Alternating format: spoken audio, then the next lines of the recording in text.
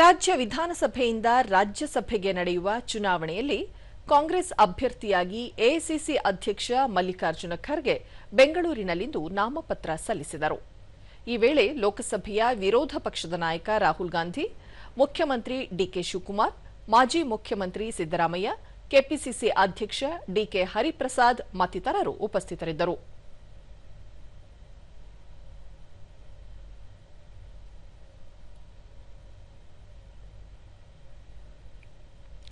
ಬಳಿಕ ಮಲ್ಲಿಕಾರ್ಜುನ ಖರ್ಗೆ, ಕಾಂಗ್ರೆಸ್ ಪಕ್ಷದ ನಾಯಕರು, ಶಾಸಕರು ತಮ್ಮನ್ನು ರಾಜ್ಯಸಭಾ ಅಭ್ಯರ್ಥಿಯನ್ನಾಗಿ ಆಯ್ಕೆ ಮಾಡಿದ್ದು, ತಾವು ನಾಮಪತ್ರ ಸಲ್ಲಿಸಿದ್ದೇನೆ.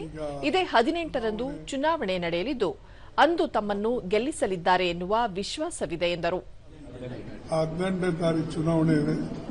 ಬಹುಶಃ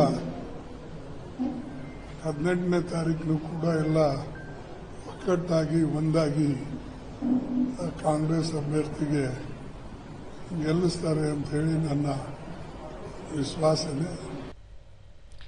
ಇದಕ್ಕೂ ಮುನ್ನ ಎಐಸಿಸಿ ಅಧ್ಯಕ್ಷ ಮಲ್ಲಿಕಾರ್ಜುನ ಖರ್ಗೆ ಅವರ ನಾಮಪತ್ರ ಸಲ್ಲಿಕೆ ವೇಳೆ ಹಾಜರಿರಲು ಬೆಂಗಳೂರಿಗೆ ಆಗಮಿಸಿದ ಲೋಕಸಭೆ ವಿರೋಧ ಪಕ್ಷದ ನಾಯಕ ರಾಹುಲ್ ಗಾಂಧಿ ವಿಶ್ವ ಪರಿಸರ ದಿನಾಚರಣೆ ಹಿನ್ನೆಲೆಯಲ್ಲಿ ಬೆಂಗಳೂರು ಅಂತಾರಾಷ್ಟ್ರೀಯ ವಿಮಾನ ನಿಲ್ದಾಣದ ಆವರಣದಲ್ಲಿ ಸಸಿ ನೆಟ್ಟರು. ಈ ವೇಳೆ ರಾಜ್ಯ ಸರ್ಕಾರದ ಹಲವು ಸಚಿವರು ಹಾಜರಿದ್ದರು.